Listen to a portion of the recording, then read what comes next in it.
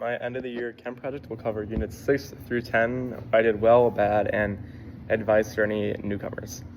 So unit 6 focused on chemical reactions. One thing that went well for me was balancing chemical equations. It felt like solving a puzzle, and since I'm comfortable with numbers and patterns, I got the hang of it pretty quickly.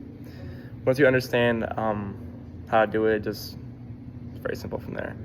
Where I struggled was with double replacement reactions, figuring out what's swaps with what, and checking to see if the product was something that actually forms didn't come as natural to me. I would sometimes swap the wrong parts or forget to check the solubility rules, which led to incorrect products. If you're new to this unit, my best advice is to take each type of reaction one at a time, like synthesis, decomposition, single replacement, double replacement, and combustion. Get familiar with the basic structure of each and practice identifying them. Unit 7 covered stoichiometry. There's a lot of converting between grams, moles, and sometimes particles or liters of gas. What helped me most was percent yield problems. They're usually just a few steps: calculate the theoretical yield and the actual yield, and then plug it into the formula. It felt clean and direct. But limiting reactant problems, those took way more effort. You had to run 2 or 3 separate calculations and then compare the results to find the answer to the whole problem. I'd sometimes mix up which value was the actual limiting reactant or forget to carry the units, which would throw off the whole answer.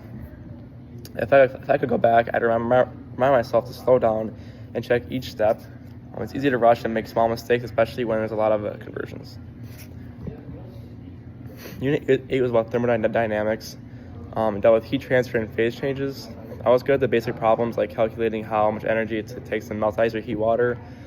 These were usually one-step problems with a straightforward equation like Q equals the mass times specific heat times temperature change.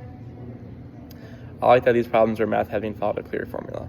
But I got stuck when we had to go through multiple phase changes in one problem. You have to use 3 or 4 different equations in the right order, like heating a solid, melting, and then heating a liquid. It was easy to forget a step or use the wrong value for heat capacity or enthalpy. My advice here is simple but important. Use the phase change chart that comes with the vodcast or class notes, or the drawing that's on with the whiteboard. It visually lays out which equations to use at each phase and when you should switch. Unit 9, we covered gas laws. Once I memorized the different equations like Boyle's law, Charles' law, the ideal gas law, solving problems was actually pretty doable. You just had to plug in the numbers carefully and isolate the variable you were solving for. But what was more difficult was figuring out which equation to use when a question didn't directly tell you. Some of the worksheet problems gave vague descriptions or left out a variable, so it took me time to learn how to match the right law to each situation. A tip for this unit is to make a reference sheet with all the gas law equations and also know what's held constant in each one. Unit 10, last unit, was about solutions, acids, bases, solutes, all that. So I like the molarity and the dilution problems because they're predictable and followed simple formulas. You just had to understand the relationship between volume and concentration. But titrations were things that were rough for me. They require being super accurate both with math and with the process. One wrong value for getting to match units could mess up your answer. Also, some titration problems had several layers, like using molarity, mole ratios, and volume. And if you're working on this unit, rewatch the vodcast examples, especially the ones that walk you through complete titration setups. Looking back on all 5 of these units, I'd say I did best on problems that had a clear formula or process to follow. Once I understood the math and how to set things up, I felt more confident. The biggest challenge was staying organized, especially in units like stoichiometry and thermodynamics, where you have multiple steps that build on each other.